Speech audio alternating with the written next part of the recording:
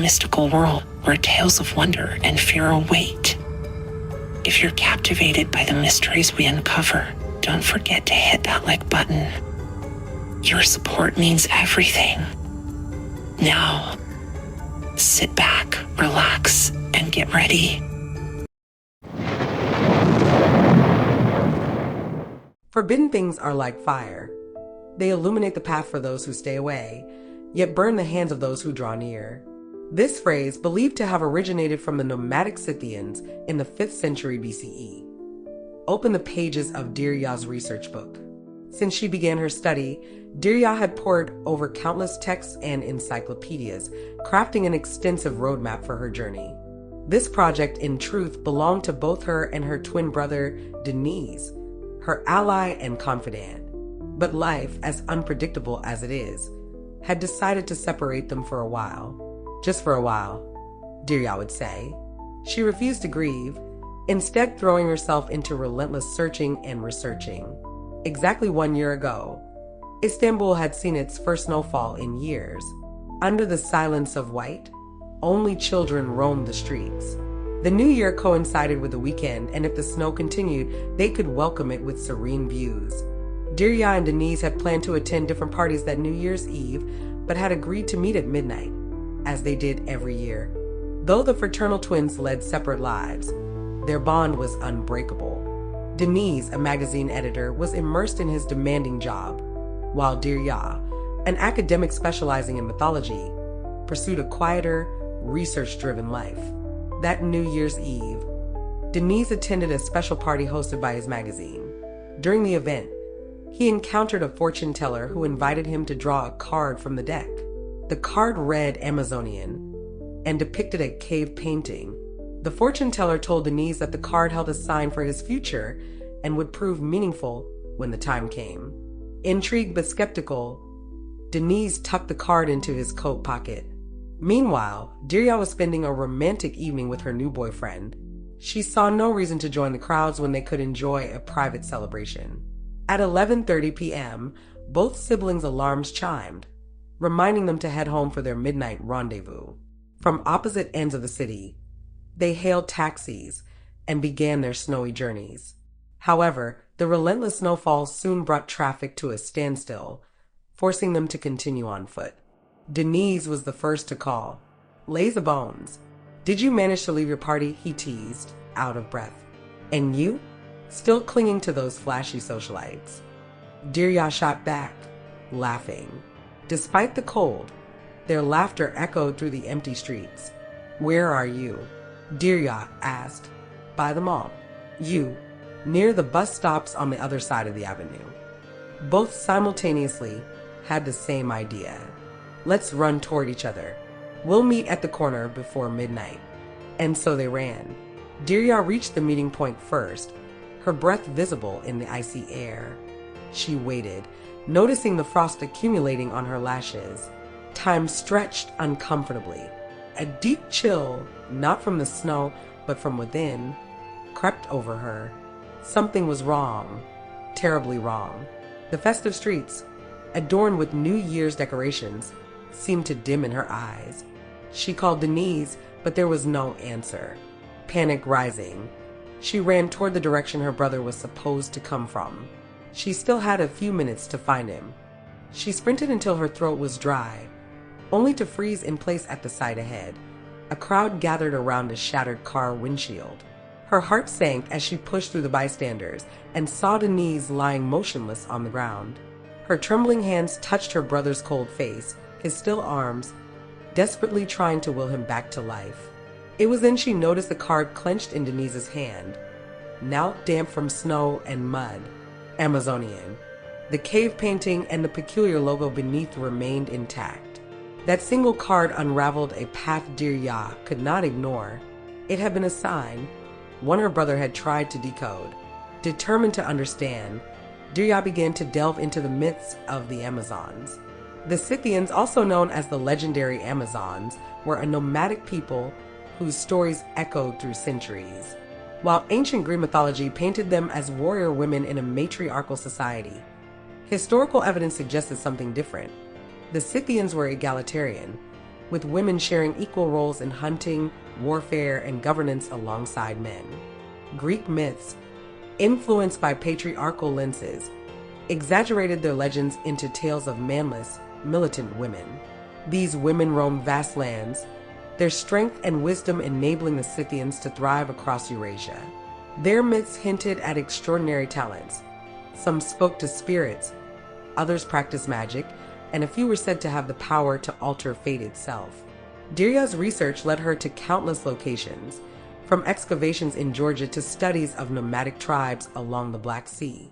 Her inquiries seemed endless until a friend in Artvin mentioned a place called Porta Monastery. Local legends claimed a spiritual gateway lay beneath its ruins, a place long abandoned by nearby villagers. The site coincided with areas once inhabited by the Amazons. One rainy spring morning, Derya arrived at Istanbul's Sabiha Gökçen Airport, her mind buzzing with anticipation. For the first time in months, she felt a strange certainty that answers awaited her. While waiting for her flight, she reviewed her notes. One figure stood out, Lycastia, a powerful Amazonian sorceress from the 1200s BCE. Tasked with protecting her people during turbulent times, Lycastia used her abilities to create, or find, portals to safety. The Amazons, led by their indomitable queen Hippolyta, ventured into distant lands for hunting and conquest, trusting Lycastia to safeguard their survival. Her magic, said to harness the forces of fire and water, shaped the legends of an entire era. Lost in thought, Derya nearly missed her boarding call. She dashed to the gate, clutching her notebook tightly. As the plane ascended, she sent a quick message to her boyfriend, Ken, letting him know she had arrived safely. Though he rarely joined her on such trips due to his demanding job as a lawyer, Derya preferred solitude for this particular journey. This was not just research, it was a quest for answers that had eluded her since the night she lost her twin. The plane touched down in Artvin amidst a turbulent descent. The early morning air was cloudy and cool. As the sharp oxygen filled her lungs, Derya thought to herself, finally, she was where she belonged, out in the field, on the trail of a mystery. Outside the airport, Aziz, her old friend and guide for this journey, waited for her by the door. Aziz was a university professor, no older than 40. His long hair and enigmatic aura always struck Derya as mysterious and charismatic. Though they had met years ago at archaeology conferences and events, Derya felt certain there had been a fleeting moment of closeness between them after one such gathering, though the alcohol had clouded her memory. Aziz's appeal wasn't solely his mystique. He was deeply knowledgeable about the region's history and often helped students researching Turkish mythology by providing guidance and resources. Yet Derya had a lingering suspicion that his motives weren't entirely altruistic. As they exchanged greetings like old friends, their eyes met briefly, as though each sought to glimpse behind the other's mask. Derya broke the moment with a professional smile and climbed into Aziz's mud-splattered Jeep. The interior was warm and inviting. Aziz loaded her luggage, slid into the driver's seat with a faint smile, and asked, "Shall we head straight there?" Derya nodded eagerly, and with that, they were off to Pernali village. During the drive, they spoke of their lives and work. Derya, however, was careful not to reveal that her research was connected to her late brother. Aziz, meanwhile, discussed school projects, emphasizing a particular legend he thought Derya should explore, one tied to the Amazons. Derya, gazing out the window, occasionally felt Aziz's eyes on her, but dismissed it as nothing more than friendly curiosity. Pernali was a small mountain village with no more than a dozen homes, all built in the traditional wooden style of the Black Sea region. Most lay vacant during the winter. Aziz had arranged for Derya to stay in one of these homes, trusted to him by the warm and welcoming locals. After navigating rugged roads, they reached the village by mid-afternoon. When the car engine stopped, leaving only the sound of rain and wind, Derya smiled. There was a serenity in the natural world here, a sharp contrast to the suffocating exhaust and chaos of the city. Her lungs felt alive with fresh air, though the journey had left her body weary. The small house they arrived at had just 2 rooms and a bathroom. To keep warm, only one room had been prepared, with a stove in the center and 2 mattresses spread around it. The house, preheated for their arrival, greeted them with the inviting scent of roasted chestnuts. Derya slept for a few hours and woke to the aroma of soup warming on the stove. Aziz had stocked the house with supplies beforehand. Over dinner, she began questioning him about his knowledge of her research topic.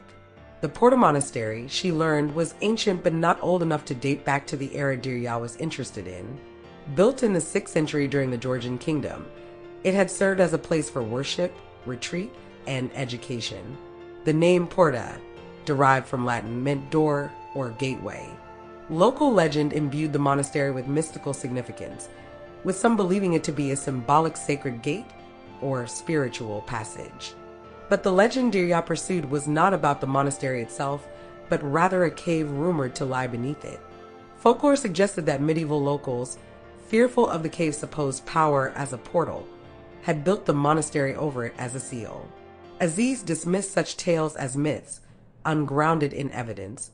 But for Derya, the story held enough allure to draw her here. No one had ever verified the cave's existence, yet stories persisted of missing children, cursed villagers, and wandering ghosts. Derya's research suggested that the Porta Monastery sat within territory once roamed by Scythian nomads. The first to uncover its secrets, she believed, were the Amazon women. Yet to access the cave, one needed more than brute strength or hunting skills. Like Lycastia, a figure Derya thought held the key. If the mystical gateways described in myths truly existed, they might connect her to her lost brother, Denise. That night, as rain tapped on the windows and the stove crackled warmly, Derya drifted into a vivid dream. She was in the Porta Monastery, walking its ancient halls by torchlight, exploring it as though it existed in another dimension. Then she saw him, Denise, a shadowy figure moving through the mist. She followed him until they reached a structure resembling a tower.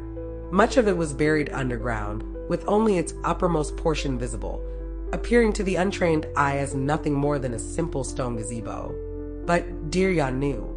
Denise's silhouette entered the structure and vanished. Derya rushed after him, only to find him gone. Panic set in as fog and smoke encircled her. The ground trembled beneath her feet, and as her heartbeat quickened, the monastery's remaining walls began to collapse. A massive stone toppled toward her, and she awoke with a start. Aziz was already up, cooking something over the stove. Shaking off the remnants of the dream, Derya forced a smile and said, "That was a realistic dream." Before Aziz could probe further, she got up and busied herself. After breakfast, they set out early. The road was treacherous, winding through an abandoned village. The narrow, uneven streets and medieval-style houses gave the eerie impression of being haunted rather than merely deserted. Eventually, the Porta Monastery came into view. Time had weathered the structure, but its mystical air remained intact. Aziz described its architectural features and the purposes of its various rooms as Derya took notes. Rain began to fall, forcing them to seek shelter in an underground tower. As they sat in silence, watching the rain, Derya recalled her dream. She didn't believe in coincidences. Somewhere here, she was sure, lay the portal Lycastia had uncovered, but she needed tangible proof. Turning to Aziz, she said, "I want to try something. Stay quiet if you want to join me." Derya drew a circle around them with white chalk from her bag, then lit a candle, shielding it from the wind. As she moved the flame in deliberate motions around the circle, Aziz quipped, "Not exactly a scientific method, is it?" She silenced him with a gesture and continued. Finally, she stopped and said, "Found it." Placing the candle on the ground, she pulled a pendant from her coat pocket, a metallic pendulum resembling a spinning top. Focusing intently, she watched as the pendulum began to rotate within the circle as if guided by an unseen force. Aziz crouched beside her, staring at the pendant with a mix of curiosity and disbelief. The air seemed charged, as though the room itself was alive. Satisfied, Derya tucked the pendant away, whispered a few words, and extinguished the candle. This was just the beginning. Turning to Aziz, who awaited an explanation, She smiled gently and said, "The rain has stopped, shall we go?" and stepped outside on a whim, started walking. Aziz stood frozen, watching her, expecting her to pause. Amused, she thought. A little flirtation never hurt anyone. It was her way of distracting him, steering his focus away from the topic at hand. Though Aziz played along with her little game, his curiosity persisted. Along the way, she shared simple rituals used to detect traces of magic or areas of high energy transitions. That was precisely what she had been doing earlier. As Aziz drove the jeep through the mud and stones, his eyes fixed on the uneven path, he asked, "So, what are you hoping to find here?" Derya, admiring the verdant haze of the cloud-filled valley, turned to him with confidence in her gaze. "The past, Aziz." Aziz, smiling in a way that revealed his distaste for having his intellect underestimated, retorted, "That's simple." "Huh? Not at all," she replied, her voice serious. "I need to go deeper somehow. I'm just trying to figure out how." Aziz abruptly changed the subject. "I'd like you to meet someone tonight," he said. "We'll stay at my place in the city. It's more comfortable and close by. While I'm interested in history, this friend of mine delves into the mystical side of things. You might find it helpful." Derya's eyes lit up. The idea of such an encounter promised to make her research even more fruitful. This friend, Simul, was an old acquaintance of Aziz's and a longtime resident of Artbin. Her family had lived in the region for centuries, and Simul was deeply invested in its mythological history, as well as the roots of mysticism. She spoke of the ancient people who once lived here, their connection to nature, and how they used the region's flora for healing, rituals, and even magic. One plant stood out in their discussions, the yellow ban herb. It grew in many parts of the Black Sea region, its downy, veined leaves thriving in harsh conditions. Known for its medicinal properties, treating stomach pain, nausea, and even used as an anesthetic, it was also infamous as the witch's herb, believed to aid in flight. The seeds were its most potent component. When Simul described the herb, Derya's instincts as a researcher kicked in. She reached for her notebook, but it wasn't there. Panic set in as she realized it was missing. The last time she used it was at Porta Monastry. She was certain she had put it back in her bag. She was never careless. Yet somehow it was gone. Aziz tried to calm her, laughing off her rising anxiety. "The roads are dangerous at night, and the rain could worsen. We'll get it first thing in the morning." But Derya was determined. That notebook was her talisman, years of effort bound within its pages. She didn't want to ruin the evening's atmosphere, though, and so she waited in silence until they retired for the night. As they settled into Aziz's city apartment, he teased her, "Don't worry, Derya. I'm sure tomorrow will be dry, and we'll fetch your notebook." The idea of her notebook dissolving in the rain haunted her. She lay awake, unable to shake the feeling that she needed to act. Her gut told her she was running out of time. Finally, she got up, tiptoeing to the door. Aziz's room was dark and silent. If he woke, she knew he wouldn't let her leave. Quietly, she dressed, grabbed Aziz's car keys, and slipped out into the icy night. The streets were deserted, steeped in the deep slumber. She braved the cold, her face stung by the biting wind, until she reached the car. Thoughts of her twin, Denise, filled her mind. "He would have done the same for me." When Derya reached the rocky dirt road leading to the monastery, a wave of fear swept over her for the first time. She pulled a signal booster from her bag and connected it to her phone, planning to rely on GPS to guide her. For half an hour, she drove through the twilight, surrounded by nothing but dense vegetation and an eerie silence. The journey seemed far longer in the dark, as though the night stretched the distance. At last, she arrived. She parked her vehicle facing the monastery, leaving the headlights on to illuminate the surroundings. Stepping out, she turned on her flashlight and scanned the area. The dark windows of the old medieval-style houses seemed to watch her, making her shiver. It felt as if unseen eyes followed her every move. Perhaps she should have been afraid. Perhaps coming alone had been a mistake. But it was too late for second thoughts now. Steeling herself, she focused on the task at hand, finding her notebook, and moved swiftly, her determination outweighing her dread. By the time she reached the ruins, the air was thick with an unsettling quiet. The beam of her flashlight wavered as she spotted the yellow band plant Simon had described. Oddly, she didn't remember seeing it here earlier. Curious, she harvested a few seed pods and tucked them into her pocket. The plant would surely prove useful somehow. Derya was convinced it had a direct connection to the gateway. She knew that hallucinogenic substances were often key to inducing altered states of consciousness. Those who once sought to amplify their spells had relied on various plants for their rituals. While she was certain of the plant's dangers, she also knew there was no turning back now. Driven by desperation, she consumed some of the seeds. Their bitterness coated her tongue and her stomach churned. Surely, they couldn't be as dangerous as the myth suggested. The slippery path betrayed her, and she slid down the hill, landing hard at the bottom. When she looked up, she noticed a strange glow emanating from the ruins. She was certain that what she saw was no hallucination. Summoning all her courage, she took a few cautious steps toward the tower. Her heartbeat quickened with each step, and she could feel herself trembling. Yet undeterred, she pressed on, inhaling deeply before stepping into the glowing circle of light.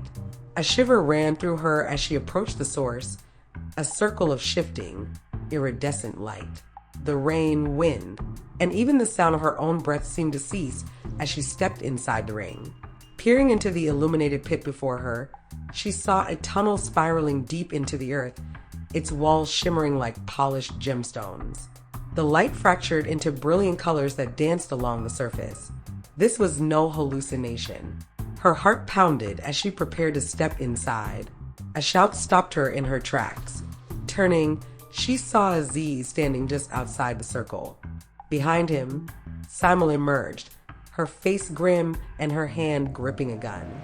Derya stood there, stunned, her thoughts racing. Aziz stepped into the circle, shielding Derya with his body. "What's going on?" Derya finally finding her voice, panic rising in her. "You were right to suspect her," Simon said, addressing Aziz. "I knew you'd try to stop me." Seeing the gun in Simon's hand, Derya panicked and stammered, "What's going on?" Simon tilted her head to the side, a smug smile curling her lips. While looking around in admiration, "Don't you see? We brought you to this monastery because we needed you to find the portal. And you, being foolish enough, took the bait and came rushing to retrieve your notebook." She waved a small leather-bound notebook in her other hand, tauntingly, as though relishing her triumph. "Oh, and to top it all off, you went ahead and ate the seeds of the plant," she added in amusement, her tone dripping with mockery. "Why me?" Derya asked, her voice trembling. "You're a twin, Derya. Only this powerful bond can open the portal. It activated because you thought of Denise. I'm sorry, but for it to fully open, we need to kill your sibling. You know deep down that you'll see her again," Simon said with a cruel certainty. Derya shook with a mixture of fear and rage, on the verge of losing her grip on reality. Ignoring the weapon pointed at her, she lunged at Simon. The gunshot rang out, sharp and deafening, and behind her, Aziz groaned in pain as he collapsed to the ground. Panicked, Derya dropped to her knees beside him. The blood spreading from his abdomen told her there was no saving him. Grief-stricken, she turned to Simon, tears streaming down her face. Simon stared back with a steely, unyielding expression.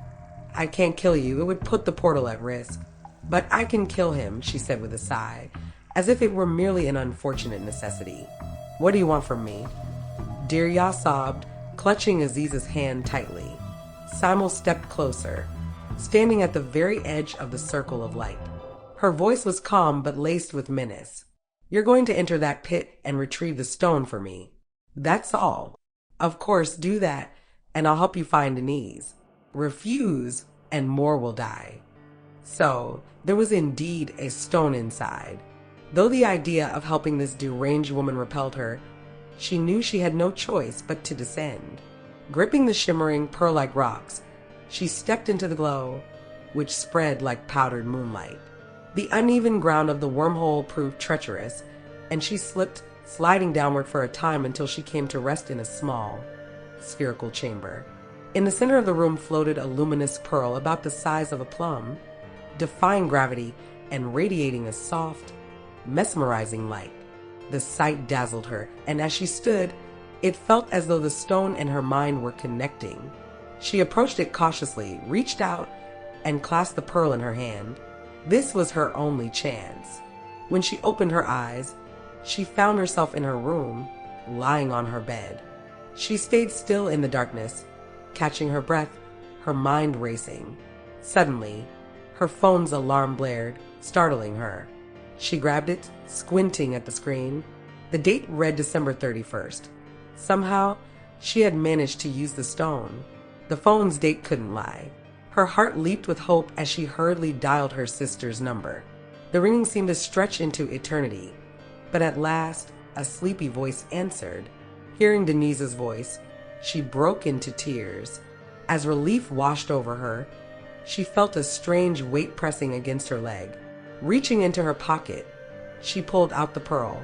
Its once dazzling surface had turned a dull black, its glow extinguished, resembling nothing more than an ordinary stone.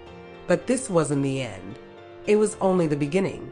She now had 12 hours to take her revenge on Simon. The clock was ticking,